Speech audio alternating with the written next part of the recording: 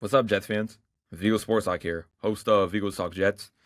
In today's episode, I'm going to go over the recent news for the New York Jets. There's been a it's been a pretty crazy couple of days. Even today on Monday, as I'm recording this, two big news that happened with the Jets. But before I start talking about them, I'm going to talk about the obvious. I'm going to assume you guys heard what happened with Chris Boyd.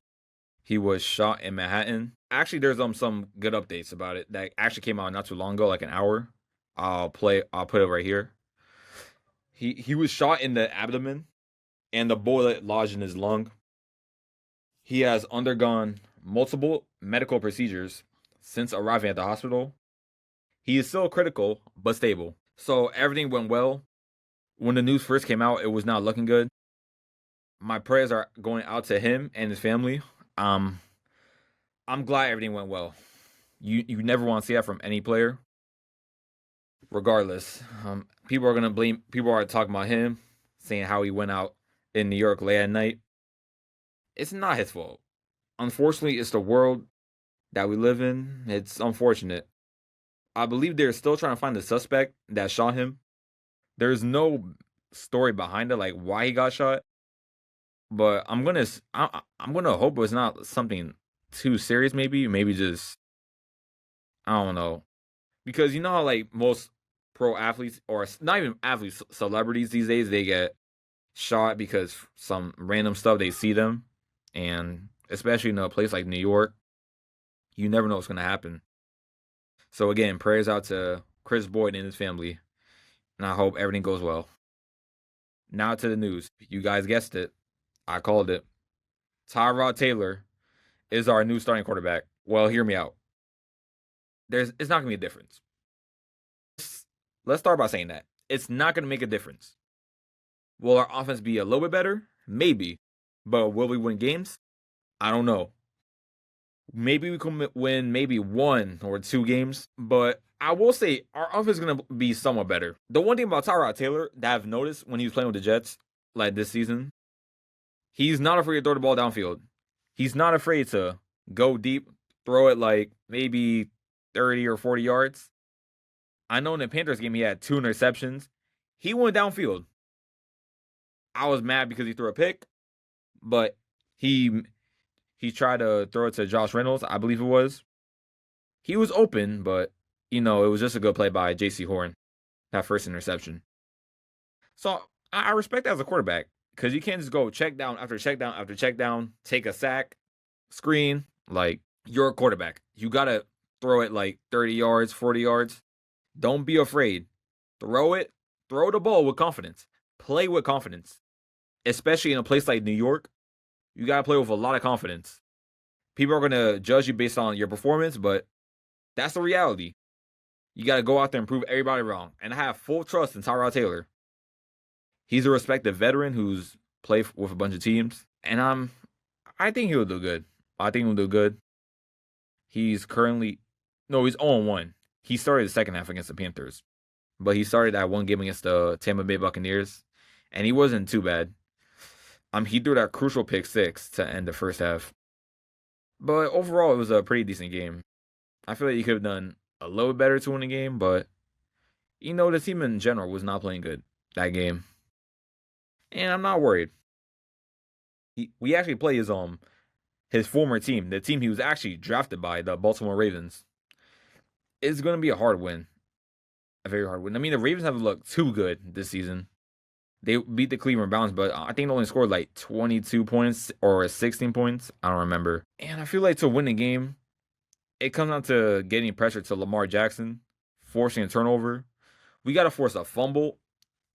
I'm hoping we can get one interception in this upcoming game against the Baltimore Ravens. We've dropped multiple interceptions in the last few games.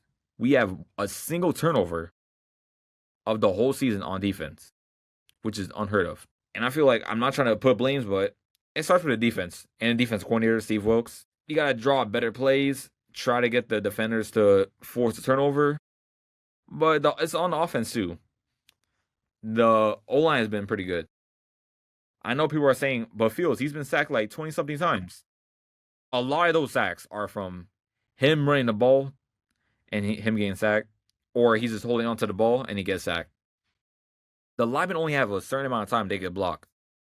So if he was holding onto the ball for like, I don't know, 5 to 6 seconds, 7 seconds, he's going to get sacked. But at minimum, he could just throw it away. Or maybe if you have open field and there's no defender, Fields, you're fast. We've seen your highlights. Run the ball, be smart. Don't force anything. Do not force anything. It's that simple. And also, we signed Khalen Saunders from the. Oh, he used to play for the Saints, but he was acquired from the Jacksonville Jaguars in the trade. He was recently released.